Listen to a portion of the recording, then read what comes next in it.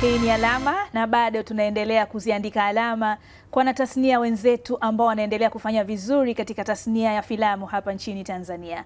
Leo hii tuko na mwanaalama ambaye alijizolea umaarufu mkubwa sana toka alivyoonekana kwa mara ya kwanza katika luninga miaka ya 2000 mpaka hivi sasa tunavyozungumza 2025, bado anaendelea kufanya vizuri kweli kweli katika tasnia yetu ya filamu hapa nchini.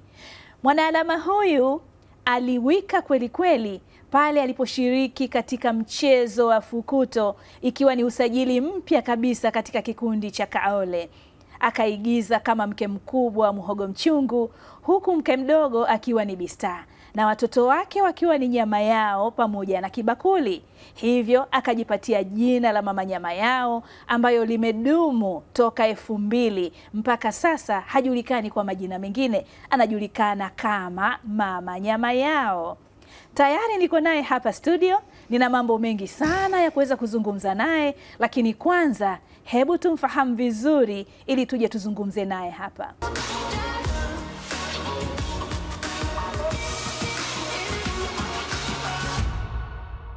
Katika anga la sanaa ya Tanzania kuna majina mengi yaliyopamba television zetu kwa ucheshi, machozi na ujumbe wenye kugusa mioyo.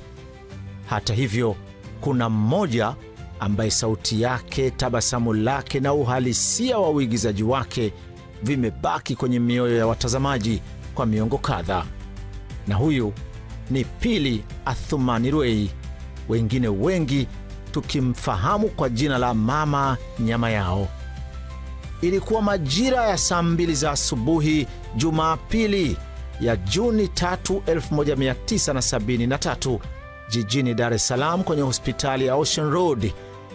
Dunia ikampokea malkia wa uhalisia katika sanaa. Ni mtoto wa pili kati ya watoto 9 wa marehemu mzee Athumani Shamte Rwei na Bi Asha Saleh Muhela. Na safari yake ya elimu ikaanza mwaka 1981 kwenye shule ya msingi Makurumla. Baada ya baba yake kustaafu kazi ya uuguzi, familia yake ikahamia Kibiti mkoani Pwani. Huko Pili alihitimu elimu ya msingi kwenye shule ya Nyama Konge, na huo ulikuwa ni mwaka 1987. Hata hivyo, changamoto za kimaisha zikamnyima fursa ya kuendelea na sekondari, lakini hazikufuta kabisa ndoto zake. Mwaka 1990 akaolewa na kubarikiwa watoto wawili, wakapewa majina ya Abubakar Suleiman na Husna Suleiman. Pamoja na uzazi, bado akabaki kwenye ndoto zake za kuwa msanii.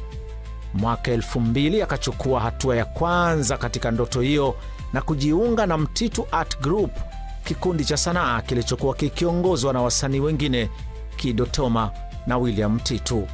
Baadaye kikundi hiki kikabadili jina na kuwa Nyepenu Art Group, ambapo huko alikutana na wasanii kama Joti na Boka. Hapa alijifunza uigizaji wa jukwaani na kwenye television, ingawa michezo yao haikuwahi kurushwa hewani. Lakini moyo wake haukukata tamaa. Mwishoni mwa mwaka huo akabisha hodi Kaole Sanaa Group chini ya uongozi wa marehemu mzee Kipara. Jaribio la kwanza likagonga mwamba. Alishindwa katika usaili. Hata hivyo, baada ya miezi miwili akarudi tena, mara hii akisaidiwa na Abdallah Said Mkumbila, huyu ni Muhogo Mchungu. Akapewa nafasi nyingine ya majaribio na akaonyesha kipaji chake ipasavyo. Hatimaye akapokewa rasmi katika kundi hilo. Akiwa Kaole akapata nafasi ya kuigiza katika igizo maarufu likaitwa Fukuto. Pili Rwei alicheza kama mke mkubwa wa Muhogo Mchungu, huku mke mdogo akiwa Bista, watoto wao wakiitwa Nyama Yao na Kibakuli. Na hapa ndipo jina Mama Yao likapata kasi, na tangu siku hiyo likawa sehemu ya historia ya sanaa ya Tanzania na maisha yake binafsi. Kupitia Fukuto na michezo mingine kama Radi, Zizimo na Tufani, Mama Nyama Yao akakonga nyoyo za watazamaji kwa uhalisia wake, ukakamavu na ucheshi wa asili kwenye sura yake. hakuwa tu mwigizaji, bali pia kioo cha familia, mfano wa mwanamke jasiri na mama mwenye busara katika kila sura anayocheza. Akiwa Kaole akajenga urafiki mkubwa na Bi Star, na pamoja wakajiunga kwenye Tandale Modern Theatre, kikundi cha muziki wa taarab kilichotikisa jiji la Dar es Salaam na maeneo jirani. Waliimba, wakacheka na wakafurahi pamoja. Mara nyingi walitumia nyimbo zao kuendeleza uhasimu wa kisanii uliowavutia wengi, wakiwa mke mkubwa na mdogo. Baada ya miaka kadhaa, Mama Nyama Yao wakaacha muziki wa taarab baada ya mabadiliko ya muziki huo kuingia kwenye teknolojia mpya, akiamua kuendelea sasa na safari ya maigizo.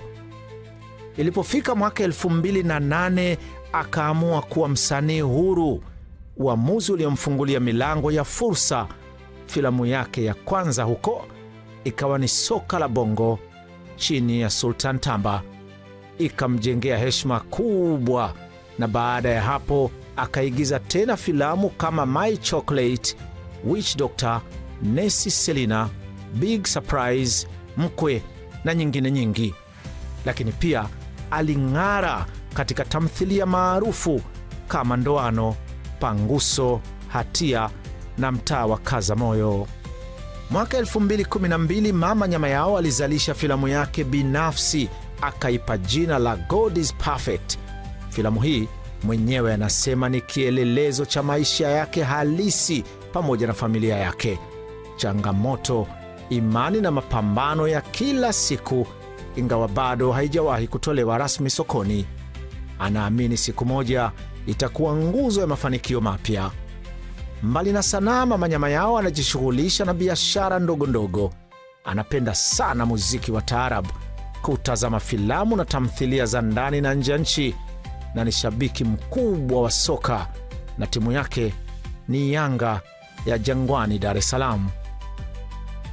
Hii leo Pili ni bibi mwenye wajukuu wawili, Hamis na Sharifa, lakini pia yeye mwenyewe ni alama ya uthubutu, mfano wa mwanamke anayepigania ndoto zake bila hofu.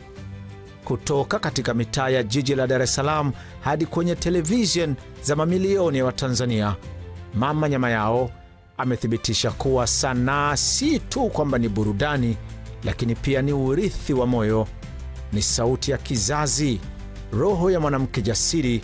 Na huyo ndiye Mama Nyama Yao, mwanamke wa jukwaa, mama wa maigizo na taa inayowasha nuru ya sanaa ya Tanzania. Katika kila sura anayocheza, Mama Nyama Yao alileta uhalisia, akifundisha kuwa maisha ni kama maigizo, yana furaha, machozi na matumaini, vyote kwa pamoja.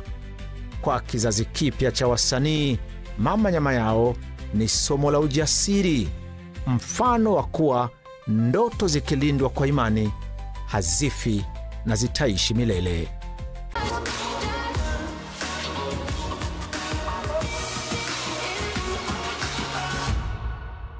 Huyo ni Mama Nyama Yao. Wasifu wake una mambo mengi sana ya kujifunza, unatafakarisha, lakini unatupa somo la kutokukata tamaa na kushikilia maono yetu mpaka tuhakikishe yanatufikisha pale ambapo tumedhamiria kufika. Na moja kwa moja sasa tuko na Mama Nyama Yao, Bi Pili. Bi Pili. Hivi kwa nini uliitwa Pili kwanza? Siku moja nilimuuliza baba kwa nini niliitwa Pili. Akaniambia ulizaliwa Jumapili saa 2 kamili. Oh. Aha. Ya asubuhi. Kwa sababu ulizaliwa Jumapili. Jina lako likawa Pili. Jumapili na ilikuwa saa 2. Ungezaliwa Jumatatu ungekuwa 3. Najua. Jumanne ungekuwa Mwanne. Jumatano ungekuwa Mwatano. Alhamisi ungekuwa Mwanahamisi. Niliuliza kabisa, nikamwambia hivi baba, ulifikiria nini ukaniita Pili? Sijui ulikuwa vipi mpaka nikamuuliza. Akaniambia ulizaliwa saa 2 na Jumapili. Sikupata hata shida, nikakwambia ukaitwa Pili. Sawa. Basi hakutaka hata kujipa tafrani ya kusema kwamba nitafute sijui jina gani. Huyu Jumapili, Pili huyu hapa. Pili huyu hapa. Pili, karibu katika ulimwengu wa tasnia ya filamu. Asante. Na furaha sana kuwa na mkongwe kama wewe katika tasnia. Asante. Miaka 25. Wajionaje? najisikia furaha sana. Maana sio kitu kidogo, miaka 25 nimesimama mpaka leo nipo hivi. Namshukuru Mungu. Mishale ikiwa mingi sana. Sana sana, sio kidogo. Hebu tukumbushe sasa, historia yako katika sanaa ilianzia wapi? Mimi historia yangu kwenye sanaa nilianza kwenye vikundi. Wakati nipo nyumbani pale Magomeni, kuna kijana yupo pale anaitwa Chambela, akaniambiaga, nikawa anapita pita tu nyumbani, nikamuuliza vipi, akaniambia naenda kwenye mazoezi. Nikamuuliza wapi? Akaniambia pale Makulumla. Pale shuleni, yani ni shuleni. Ndio tunafanya mazoezi pale. Nikamwambia mimi napenda. Akaniambia sawa. Basi akawa ameenda, siku hiyo akarudi akaniambia kiongozi amesema twende. Basi mimi nikatoka nyumbani nikaenda naye mpaka pale Mwembe Chai Makulumla. Nikakutana na kiongozi, basi nikajiunga. Kwa hiyo ulivyopelekwa sasa kwenye kikundi kawaje? Na kikundi hicho kilikuwa kinaitwa nini? Hicho kikundi wakati naingia kilikuwa kinaitwa Mtitu. Huyu William Mtitu alikifungua. Kwa hiyo wakati naingia mimi pale nikakuta Mtitu ndo anaondoka. Okay. Anaondoka, kwa hiyo viongozi walikuwa wawili, Mtitu na huyo Kidotoma. Kwa hiyo wakati anaondoka akabaki Kidotoma. Kidotoma alivyobaki basi akakifuta kuita Mtitu, kikawa kinaitwa Nyepenu. Na wakati unaingia hapo kwenye hicho kikundi, ulikuwa tayari umekwishaolewa? Na watoto wawili hapo, nimeolewa na watoto wawili. Okay, haikuwa ngumu sana kumshawishi mumeo au kumwaga mumeo kwamba anaenda kwenye maigizo? Haikuwa ngumu kwa sababu ya kuaga na shida kwa kipindi hicho, maana tulishachanaga miaka mingi tu. Kwa hiyo wakati unaenda kwenye kikundi tayari mlikuwa kila mtu ana maisha yake. Niko naye, lakini baada ya katikati ya sanaa tukaachana. Mambo yalimshinda? Mambo yalimshinda. Au maarufu wako ulikuwa mkubwa zaidi? Sijui nisemeje yani. Kwa sababu sijui nisemeje, yani ndio ilikuwa hivyo tu. Tukaja tukaachana. Okay. Kutoka katika kikundi hiko, historia inatuonyesha kwamba haukudumu pale kwa muda mrefu. Ulikaa kwa muda mfupi, lakini baadaye ukawa na matamanio ya kuenda Kaole. Kwa nini ulitamani zaidi Kaole? Kaole kwanza ni kikundi ambacho kilikuwa kinaruka na kinajulikana. Kwa hiyo kila tukikukuruka pale Nyepenu labda watapata station nini, ikawa ngumu. Mwisho wa siku nina rafiki yangu mmoja anaitwa Grace. Alikuwa anafanya kazi ya saluni pale maeneo ya Annex ambapo wanapofanya mazoezi Kaole. Ndio akaja akaniambia, "Asa wewe Pili, kila siku tu nakuona unaenda mazoezi, sioni wenzi wanaruka." Nikamwambia kwani mimi nipo tu, kikundi chetu ndo kiko kwenye maandalizi. Maandalizi gani bwana? Mimi nipo kule saluni ya maeneo ya Annex, kuna kikundi cha Kaole kipo, siku moja njoo nitembelee. Nikamwambia sawa. Nikakaa kuna siku nikawa nimetega Nyepenu, nikawa nimeenda Kaole. Fika pale Annex nikamkuta mzee Kipala nje. Fika pale akanikaribisha, karibu. Nikamwambia haya. Nikamwambia mimi napenda kuigiza. Umetoka wapi? Nikamwambia kuna kikundi nipo kule, lakini nimeamua kuja kujiunga na Kaole. Basi akanambia karibu, lakini njoo Jumatano. Wakati nafika pale nyama yao anaaga. Namuona lakini hatujuani. Anaaga. Basi nikaambiwa njoo Jumatano, kumbe inaonekana sijui na nyama yao waliambiwa hivyo. Wageni maana wao walikuwa walifungua mlango kuingiza watu kama 20. Okay. Wakati huo kipindiko kazi ya Ujafa Ujaumbika inaruka. Iko hewani. Wenyewe wenye kazi yao wanaendelea, kina Kemi, kina Cheni, kina nani, kina Dazawadi wanaendelea. Kina Mwogo Mchungu enzi hizo basi. Kwa hiyo sasa mimi nikawa nimeondoka, siku ile utakiwa nije nikaja. Kufika pale tukakutana, tukaambiwa tukutane kuna sehemu inaitwa Video Cube, ni Magomeni Mapipa. Tukakutana kule kama siku 2-3, tukarudi tena Annex. Kwa hiyo baada ya hapo nikakaribishwa kwenye mazoezi yakaendelea ya Kaole. Okay. Kwa hiyo sasa ukawa unajiona sasa mimi mlango ndo huu hapa nimeukaribia. Kwa ulivyoenda tu ukakaribishwa moja kwa moja kwenye mazoezi. Na maana ndio ulikuwa umeshasajiliwa tayari au ilikuwa? Yaani uelewi kitu, yani unaonekana tu mimi, yani tuseme tulivyokaribishwa basi mtu unaendelea tu na mazoezi. Haikuwa sasa kuuliza kwamba nimesajiliwa au vipi, lakini unajua hawa ni wasanii wa zamani, hawa wa sasa hivi. Lakini ndio ilienda mwisho wa siku kumbe bwana kulikuwa na interview. Ya wale watu 20, kumbe wao lengo lao wapunguze kutoka watu 20 kufika wangapi? walibaki na 8. Hebu tusimbie sasa hiyo interview ilikuwaje? Maana nao si uliingia kwenye interview sasa na kina nyama yao. Na kina nyama yao, kina Bista, wengi tu, siji kipindi kile kina Chiki, siji kina nani, kina Nova ndo tuliingia nao.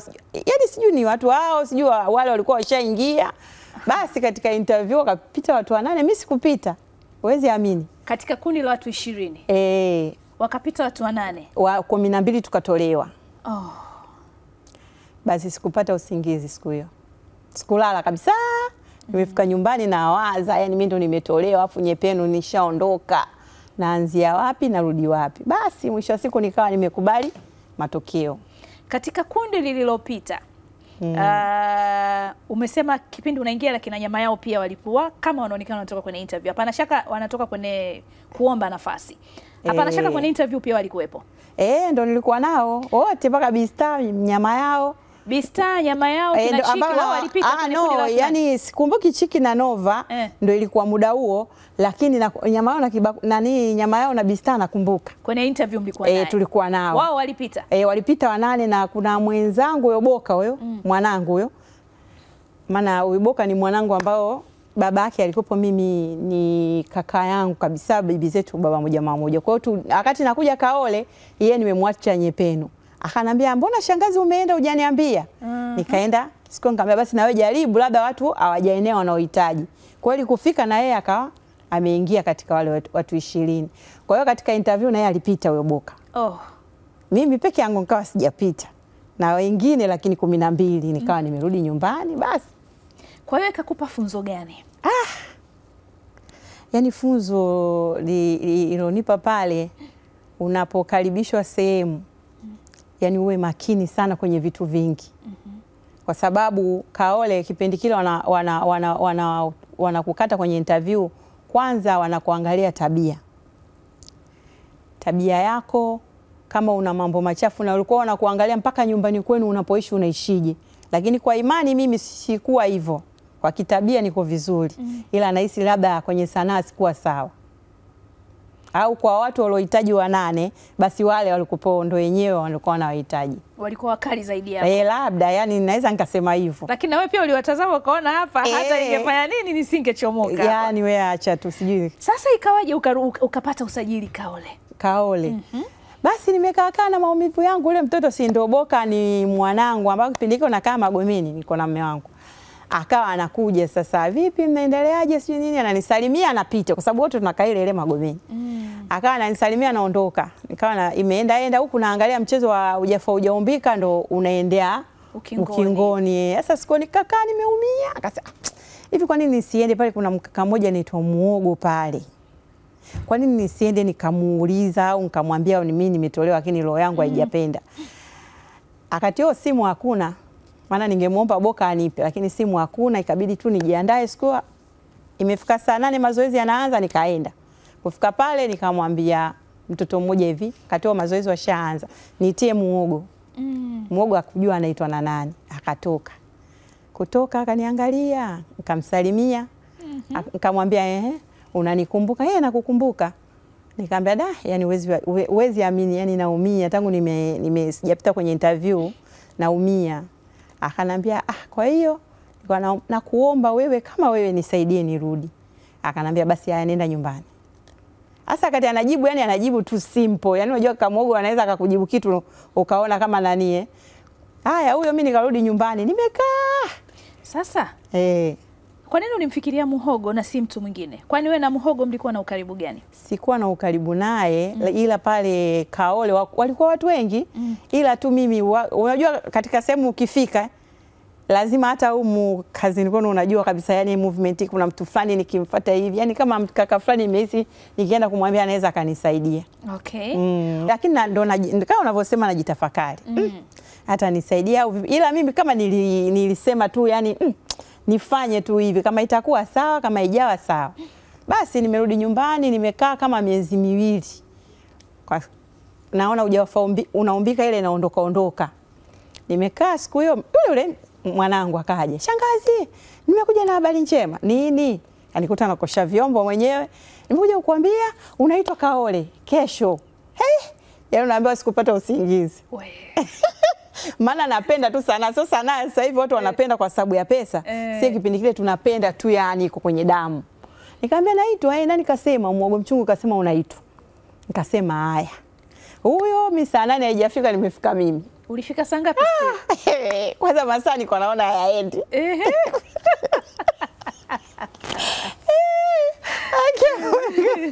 Nafika pale Kaole, basi Mwogo kweli akaja akanambia tulia hapa. Mpaka aje nani? Kiongozi ambaye Christian Mwenga. Ndio alikuwa director yetu mkubwa na kiongozi mkubwa pale. Kweli alivyofika baada ya mazoezi wamemaliza watu, tukaitwa nje huko annex kwa nje. Tukaitwa mimi, Nyama Yao, Bistar na Kibakuli. Timu ya shamba fulani hivi. Sijui itakuwa na Novatus Maenje, tukatoka pale nje. Kufika pale nikaanza kuelezwa kilichonifanya mimi nirudishwe. Na hisi hizo ni kwa sababu zile story na hisi kama kaka Mwogo kachangia ile ya shamba. Kwa hiyo nilipompa ile picha ya mimi kuna nini, inawezekana yeye akawa alivyotengeneza ile kazi ya kule, mimi nikarudishwa kwa staili ya kusema kiongozi anasema ule Christian Mwenga, Mama Nyama Yao wewe umerudi kwa sababu katika tuliowapunguza lika lako hayupo. Wewe ni mkubwa kushinda wale ambao walikuwepo pale. Na sisi tunataka kuwapeleka watu kijijini. Hatutaki kuchukua wale ambao walichezaga daa tuwapeleke kijijini, hatutopata uhalisia. Kwa hiyo tunataka tuwapeleke wapya kabisa. Watu wakiwaona waone kama ndo nyinyi mnaishi kule miaka yote. Kaambia nashukuru. Basi kaambia wewe na wewe utakuwa mume wenu Mwogo mchungu, Kibakuli na Nyama Yao mama yako atakuwa huyu, wewe Bistar na mtoto wako mgongoni huyo ndo atakuwa mwanao. Kwa hiyo mume wenu atakuwa Mwogo mchungu. Basi safari ilianzia hapo. Okay. Kwa hiyo sasa Bipili. Ulipata nafasi kwa sababu ya umri, sio uwezo.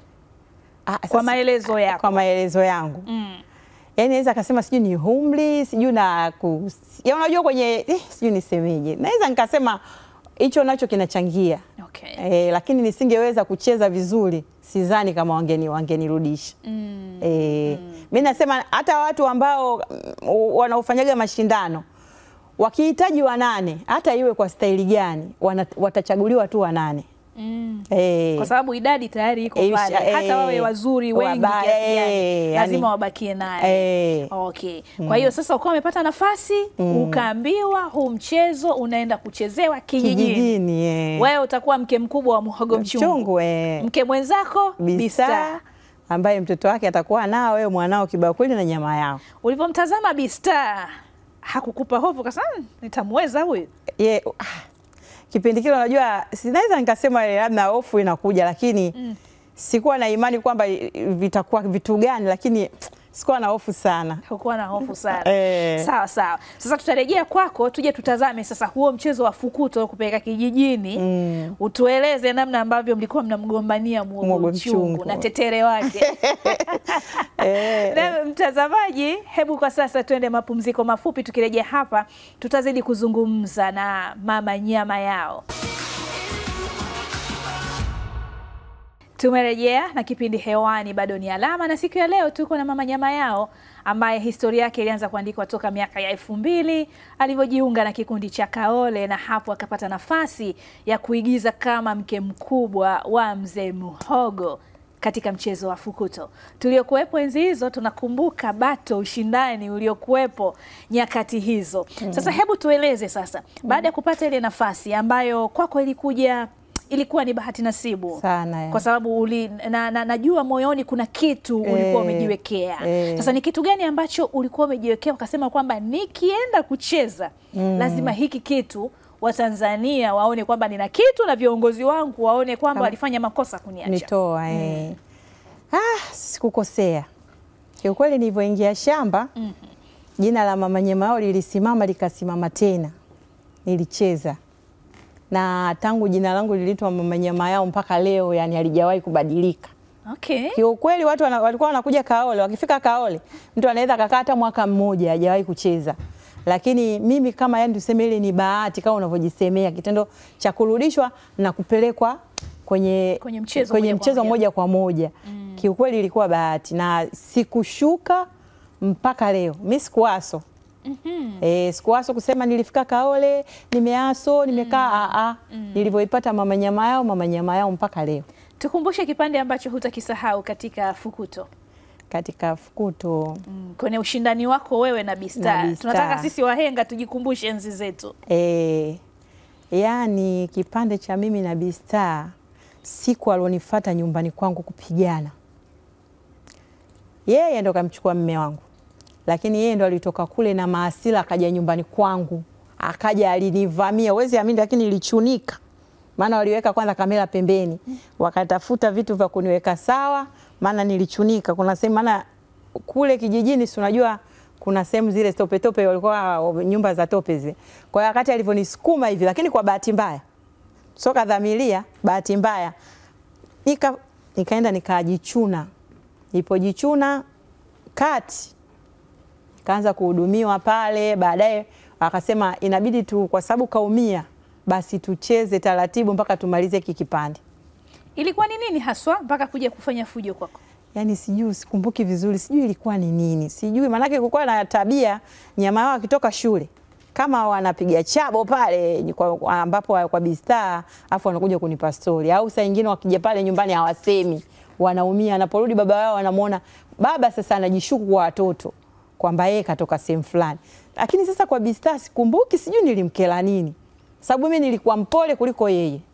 Okay. Haya, mchezo huo baada ya kuwa umetoka ukalisimamisha jina la mama nyama yao kwa mara ya kwanza. Jina ambalo sasa limedumu miaka 25. Ule umaarufu uliupokeaje? Umaarufu wangu. Na ulijiandaa vipi kwa ajili ya huo umaarufu? Kwa sababu unajua kilikuwa ni kitu kipya kwako. Kwa zamani kuangalia michezo sio kama sasa hivi unaweza kaangalia huku kule. Zamani yani Kaole ikisimama imesimama. Mambo hayo yani kwamba ni sehemu zipo kama 4 hizo hakuna kusema kwamba kuna sehemu nyingine utaangalia. Kwa hiyo maarufu wake ulikuwa ni mkubwa. Ukipita sehemu na maana wanakufuata watoto, hasa kuna muda unajisikia kama aibu. Kwa hiyo kile kitendo cha kufuatwa na watoto nilikuwa sikupenda.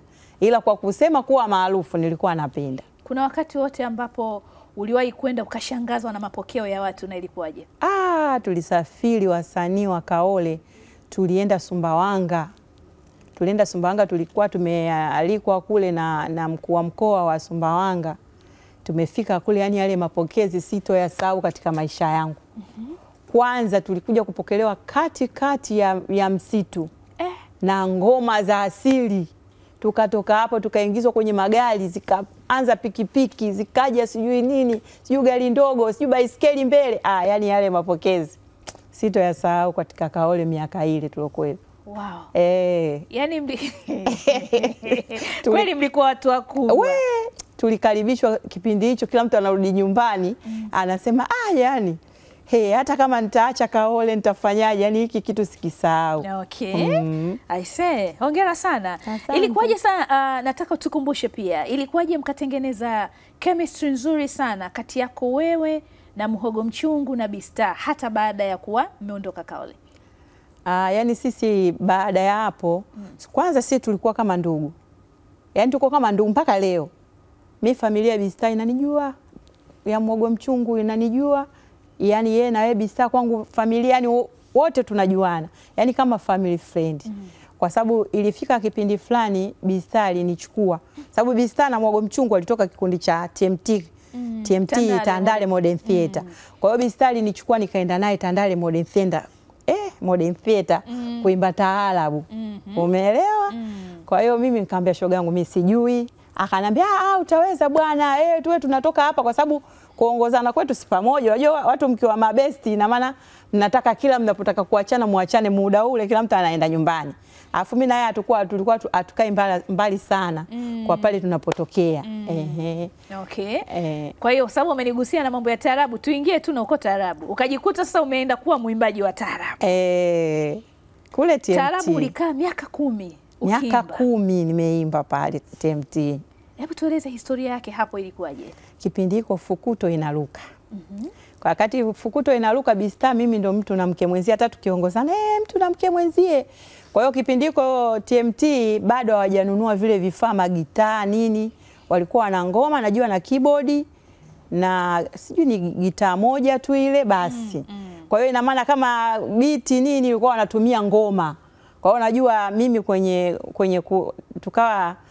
wakawa wamechukulia ile ujulikanaji wangu mimi na Bista, ustaa wetu ndo ambao walikuwa tunaenda kwenye kumbi. Sasa mfano leo tunaenda kupiga mabibo, tukifika pale tunaingia, Bista anaingia na mama Nyamao kakaa chini kule. Basi Bista akiingia pale anaanza, jamani mimi naingia na nyimbo mtie kamba mumeo. Basi bibi yule akishika maiki, kama unaweza mtie kamba mumeo mzuie watu wanafurahia. Anatoka yetu anasema namleta mama Nyamao. Na mimi nikifika pale, imenibidi kunena kujibu uliosema, namuimbia na yeye. Nataka uniimbie. Usinipe kwa udogo kiasi hicho. Nataka uniimbie nipate ile ladha ya miaka hiyo. Sasa hivi mwenzio sio mtamu sana yani kawaida. Dada umekaa miaka 10 kwenye taarabu, usinilete ndio maana imenikataa, nimeiacha nirudi kwenye sana. Haya, nipe hicho kionjo choko kikiimba wewe. Unachompa Bista sasa. Unachompa Bista. Imenibidi kunena kujibu uliosema, kiumbe mwenye hiana, mzoefu wa dhuluma. Bwana wewe. Aisee, ilikuwa balaa sana. Ilikuwa balaa kweli kweli. Sasa ikawaje ukaondoka kwenye taarabu tena jamani? Mimi taarabu sijui niseme ilinishinda. Maana ilivyokuja vyombo vikawa viko vingi, sijui vipi. Nikawa sijaelewa, kama vile labda ilinikataa, sijui ni vipi, sijui nisemeje, nikawa nimebezi tu. Yaani ilikukataa vipi? Maana hapo sasa ndo atuelewe. Mnafanya mazoezi na kikundi. Mnaenda kufanya performance na kikundi. Umedumu nacho muongo mzima, miaka 10. Alafu useme kwamba taarabu ilikukataa. Naweza nikasema ilinikataa, ndio maana nikabaki na nini? Yaani kivipi? Yaani tunataka kufahamu nini ambacho kilikuwa kigumu sana kwako kusema uendelee, au kuna mambo yalijitokeza hapo kati yakasema sasa yakakufanya uamue kuachana na mambo ya taarabu? Inawezekana ikawa hivyo, nikabezi huko. Tupitishe. Sijajua, inawezekana sasa sijui. Maana kwenye kuimba naweza nikasema sijui nilikuwa siko vizuri sana kwenye taarabu, sijui nisemeje. Yaani sijui nasema nini yani. Basi tu nikaona kuna kipindi kwamba ni bezi tu kwenye sanaa ya kuigiza. Au ulikuwa hupangwi kuimba? Ulikuwa unaachwa? Yani napangwa lakini inatokea yani sio hivyo. Yani sikuwa mtamu kwa ukweli. Nini kilikuwa kinakuchanganya? Sijui ni nini, sijui ni confidence. Kwa nini ulikuwa unahisi unakosa confidence? Sijui. Yani mimi nikwambie kitu. Mimi nikiwa kwenye kitu chochote, hata kwenye sanaa nimepata shida sana. Yani mimi mtu akiniguna tu, kitu fulani mtu akiniguna tu, basi kashanimaliza. Alafu wale nipo nao pale kwenye sanaa ya taarabu anakuambia, "Asa mbona ulikuwa unaenda vizuri?" Nitarudia hata mara 10. Yaani mimi confidence huku mbele kidogo imenijiajia, lakini mwanzoni kule naanza sanaa, sijui ndio ukaaji wa miaka mingi. Ujue kuna malezi fulani watu umeishi ya nyumbani sana. Sijui ni hicho, sijui ni basi tu moyo wangu haupendi kushtushwa. Manake hata kwenye sanaa ya kuigiza nayo ilikuwa hivyo hivyo zamani. Upendi kushtushwa, ulikuwa upendi kukosolewa.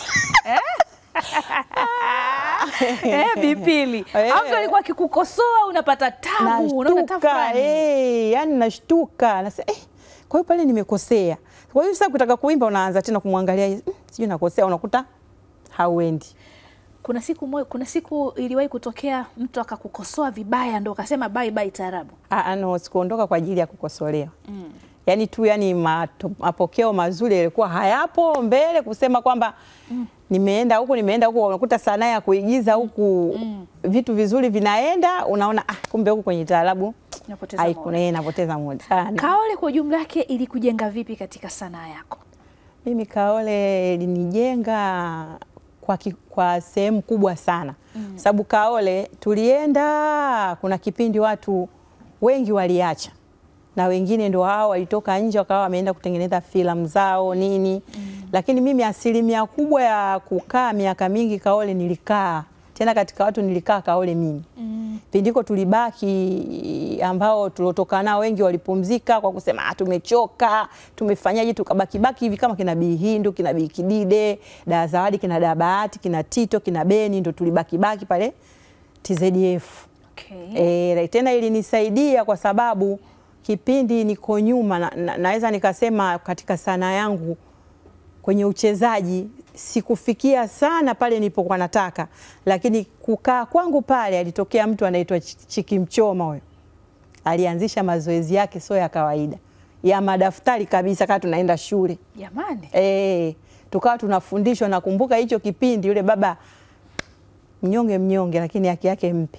Chiki alisimama, tukawa tunafundishwa mazoezi kwa mifumo, tunacheza sisi uchezaji. Mtu unaulizwa hapo kipande ulichokicheza ngapi hiyo, unamwambia huu mfumo gani? Mfumo B, huu mfumo C. Hata kwa kutoleana maoni tulikuwa tunatoleana maoni, mfumo B ulikosea, mfumo A ulikosea, mfumo C ulienda vibaya, lakini A na B ulienda vizuri. Ndio tulikuwa tunakosoana kwa staili hiyo. Kwa hiyo Chiki mwishoni alinipiga msasa wa maana. Kiukweli Mungu na yeye ambariki kama alivyombariki muogo mchungu. Amen. Maana muogo mchungu Mungu ambariki. Amen. Kwa hiyo Chiki, huo mfumo alikuwa anawafundishia, aliutoa wapi huo mfumo? Mimi sijajua. Yaani mlikuwa mnafanyaje yani? Yaani akifika sisi tuna madaftari. Kwa hiyo tunaandika mfumo A unatakiwa ucheze kwa upole, labda ukiwa kwa upole unatakiwa hivi, yani upole. Labda mfumo B pale unatakiwa ukalipie, unapokalipia kwa hiyo kuna vitu tulikuwa tunatengeneza wakati unaingia kucheza pale, maana stage unasema nani anakuja kucheza hapa sini. Kwa hiyo yule alioingia ndo tunamwambia wewe ndo ulosababisha au msababishe huyu mwenzio sini shuke. Kwanza umeanza vibaya. Ina maana tunakosoana. Kwa hiyo ina maana vile vitu kiukweli vilitusaidia. Maana hawa mwisho ndo unaona kina Saidi Mkukila wale saizi wako kule kwa Lamata, unakuta kuna mwingine huko kwa pili nani Amisigema, sijui hawa wengine wengi tu kina Ubaya.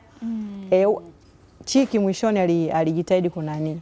Kwa hiyo aliwapa mbinu za uigizaji. Mbinu za uigizaji. Hongera sana. Na maua mengi sana kwake. Mengi sana kwa muogo mchungu na Chiki Mchoma. Mwenyezi Mungu awabariki. Basi sawa mtazamaji, hebu tuende tena mapumziko mafupi, kisha tukirejea hapa tutakuja tumalizie sehemu ya mwisho ya mahojiano au mazungumzo na Bi Pili almaarufu Mama Nyamaya. Tumerejea na kipindi hewani. Bado ni Alama, bado tunazungumza na Mama Nyamayao. Na Mama Nyamayao, kabla tujaenda mapumziko, ulisema kwamba wewe ni miongoni mwa wasanii ambao mmekaa muda mrefu zaidi Kaole. Na kitu ambacho ningependa unieleze ile kwa dhati kabisa ya moyo wako. Kwa nini wewe ulikuwa ni miongoni mwa wasanii wa mwisho kabisa kutoka Kaole? Je, ni kwa sababu hukuwa na sehemu nyingine ya kwenda, kwa ukajikuta sasa nikitoka Kaole nitaenda wapi, au kulikuwa na sababu nyingine gani ambayo ilikufanya usalie pale? Hakukuwa na sababu, kwa sababu kipindi kile haikuwa kusema kwamba nikitoka hapa niende wapi. Zamani tulikuwa tunatumia vikundi. Kwa na mambo hayo Kidedea, Kaole na Splendid. Kwa hiyo unakuta uwezi ukasema nimetoka Kaole kwa ukubwa uliokuwa nao mimi niende Splendid. Kwa hiyo walosema wanapumzika wengi walipumzika walienda nyumbani. Kwa hiyo asilimia kubwa wengine walitoka ndio walikwenda kuanza movie zao. Na wakati walipoenda kuanza movie zao, asilimia kubwa ya watu waliotoka pale walikuwa hawatumii watu ambao walowaacha pale. Kwa nini? Sijui ilikuwaje. Ujue sisi movie za pale zilipokuwa zimehiti pale katikati, asilimia kubwa wengi hatukuchezaga. Kwanza kulikuwa sijui na hao maproducer. Unajua sisi, mimi nataka niwaambie tu maproducer au watu waliokuwa nao karibu. Unakuta mara nyingi sana mnakuwa watu karibu, lakini mwisho wa siku sijui zinakuwa jealousy za nini, sijui ni kitu gani, mtu unashindwa kumkumbuka mwezio. Mimi Sophie pale nilikuwa naye, kwa hiyo kunakokwenda nitambeba Sophie.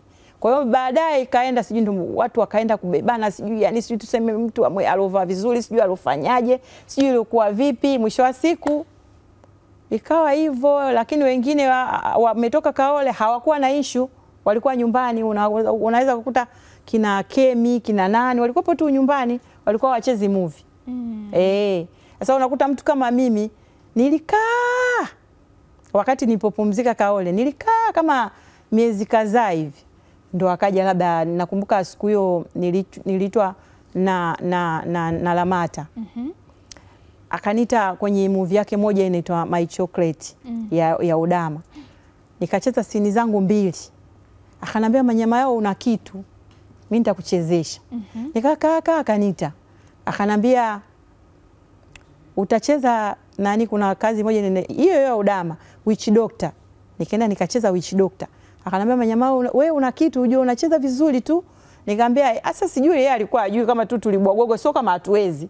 Lakini sijui ilikuwaje yani watu kututumia ndio zamani tulikuwa wenyewe tunacheka. Tulikuwa tunaambiwa hamjui kupendeza, hamjui kuvaa vizuri, sijui hamjui kufanyaje. Hivi jamani kama tutaenda kwa maisha hayo tutauana.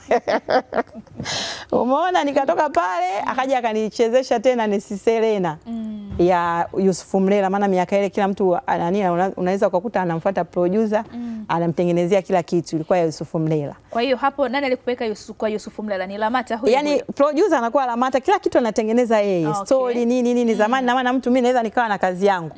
Nikaenda tu nikamwambia Lamata anafanya kila kitu. Tofauti na sasa hivi anafanya yeye kama yeye. Kwa hiyo na maana Lamata tayari alishanishika. Akawa ikiwa kazi tu imeletwa lazima anasema hapa atacheza Manyama Yao.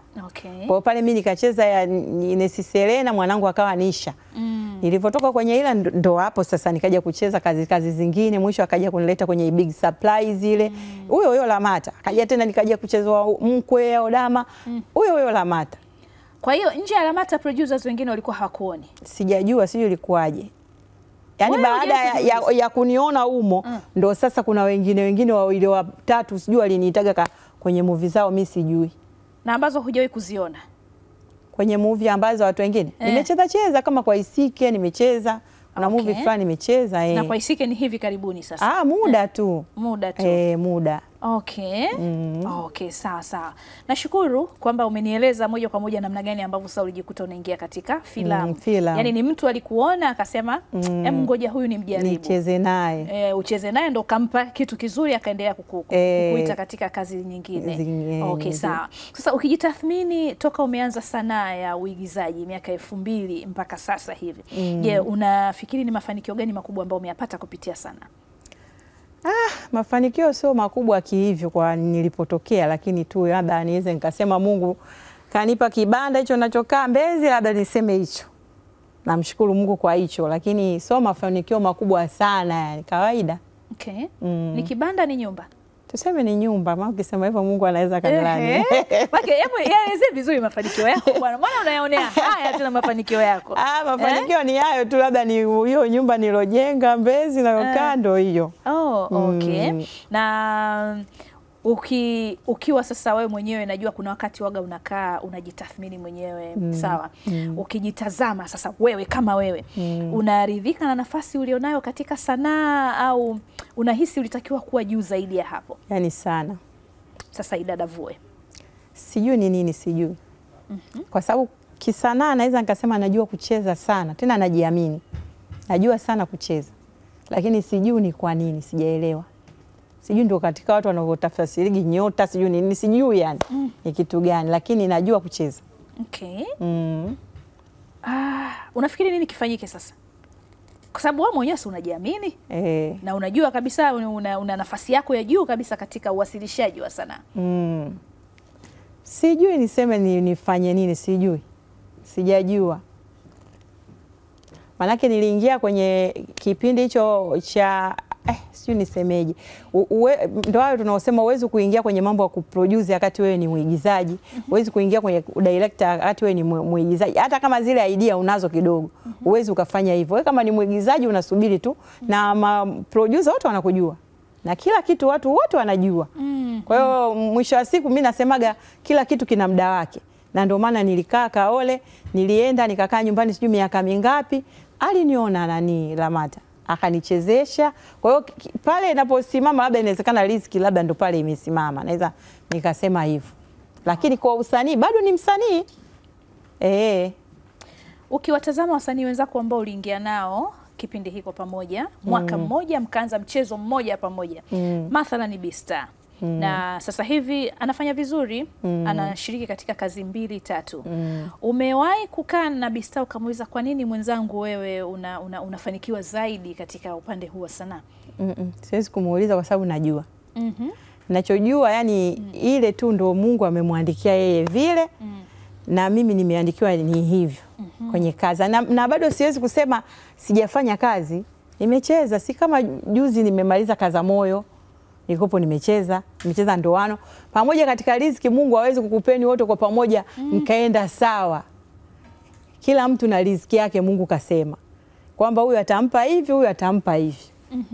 Kila kitu kina muda wake. Okay. Kwa hiyo mimi naweza nikasema ile ni riziki yake, ni nyota yake, kwa sababu unakuta katika sanaa ukitaka kuangalia sana, kuna muda inaweza ikaandikwa story. Kuna mtu unamkuta kabisa story inambeba. Tukiacha labda hao waigizaji uliomtaja Baby sana na yule anaigiza. Unaweza kukuta kuna watu wengine tu story tu imembeba. Umenielewa? Sana story, naweza nikasema story, watu wanasema story tu yule imembeba. Lakini sanaa yake iko chini. Iko chini. Kwa hiyo ukiwa unataka uionekane kazi yako, kama haijaonekana kazi yako, watu hawezi kujua wewe kama unaweza ukafanya hivyo. Ndio hivyo. Okay, utafika mbali kwa mtazamo huo. Kwamba unaamini kwenye kadari, kama Mwenyezi Mungu amekuandikia ndicho hicho utakachokipata. Sawa. Sasa haijawahi kutokea kwa namna moja au nyingine, unajua kuna wale mashosti sasa ambao wakifika wanakuaga wanapenda sana kutoa ushauri sana kwa wenzao.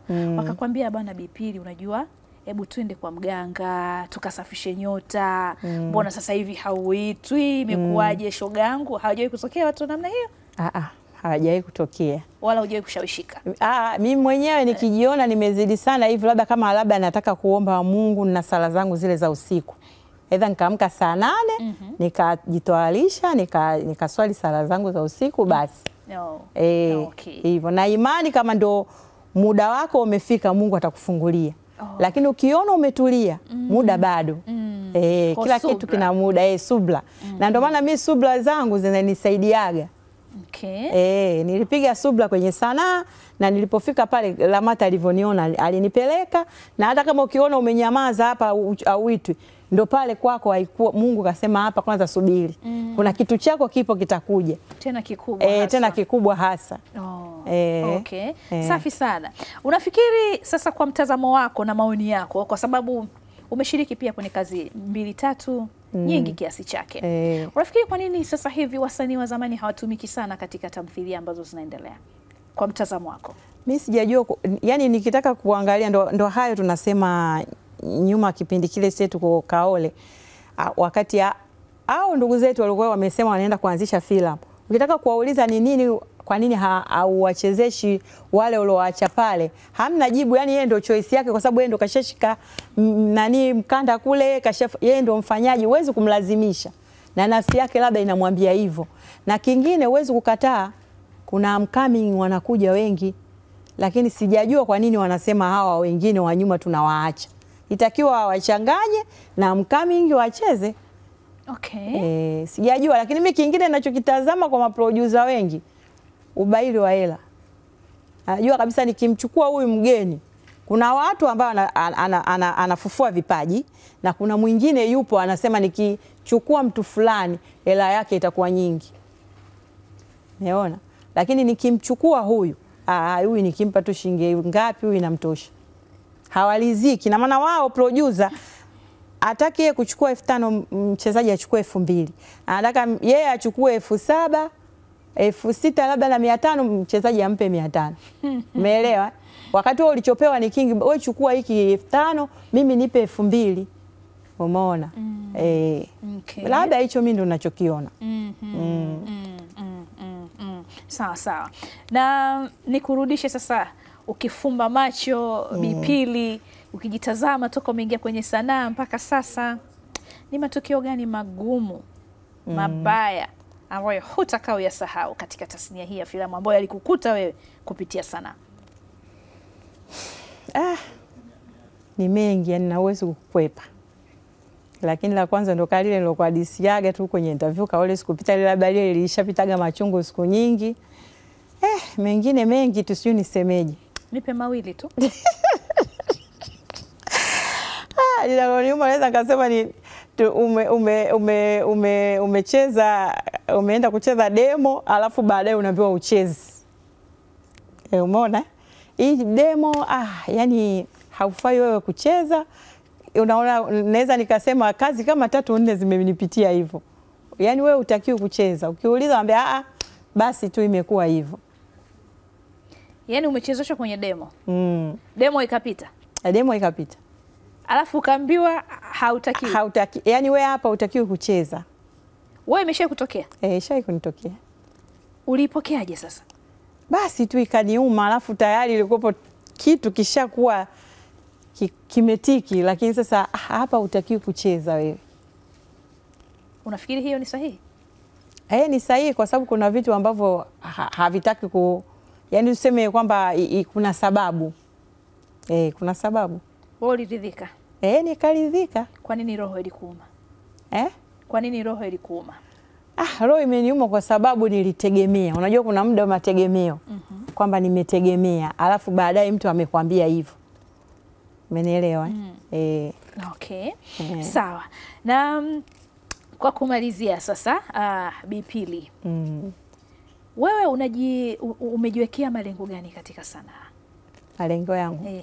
Nini matarajio yako katika sanaa? Sina kingine zaidi ya kuwa msanii mkubwa, yani msanii mkubwa sana ya. Msanii mkubwa ambaye unategemea wewe unaitwa na watu kwenye kazi zao. Kwenye kazi zao na nifungue kampuni yangu hivyo. Sasa wasipokuita? Ndio hiyo nasema kama umeshindwa kuitwa na watu basi Mungu anipe pesa nyingi nifungue tu kampuni yangu. Umeshaanza kuwa na plani za kufungua kampuni? Plani labda ni ije plani B, manake kuna miaka ile ya kutengeneza movie nilishatengenezaga movie. Na vivyo kama unavyojisemea unajua vitu vyote ni kumuomba Mungu maana nilimuomba Mungu kwenye ile movie lakini haikuingiaga hewani. Ikawa imeishia hivyo hivyo basi. Na hivyo vitu vingine vya kusema kufungua kampuni, unaweza kufungua kampuni ukaweka vitu vingi tu unaleta vipaji vya watu kuwafundisha kwa sababu wewe umeshafika panapostahili, sababu kuna upcoming wako wengi wako mtaani wanafanya vizuri kuliko unavyojua. Kwa hiyo unaweza ukaweka humu, ukaweka studio, ukakuta unaweka labda mpiga picha, kamera nini, unakodisha, hivyo vitu kama hivyo. Kwa hiyo hayo ni matamanio yako? Ni matamanio yangu ambayo hujaanza kuyatekeleza? Sijayatekeleza. Wala hujui utayatekeleza vipi? Ila yapo katika kichwa changu. Yako katika kichwa chako. Hizo pesa nyingi ambazo unasema Mungu akikujalia ukazipata pesa nyingi, unategemea hizo pesa nyingi uzipate kutoka wapi? Kwa uwezo wa Mungu. Kutoka wapi? Maana Mungu hashushi hela kutoka mbinguni. Yapo matarajio na yapo katika moyo wangu na. Au kuna kazi 2-3 tayari umeshazitenda? Acha kazi hizi za kuitwa. Unajua hizi kazi za kawaida huwezi kufanya kitu kama hicho.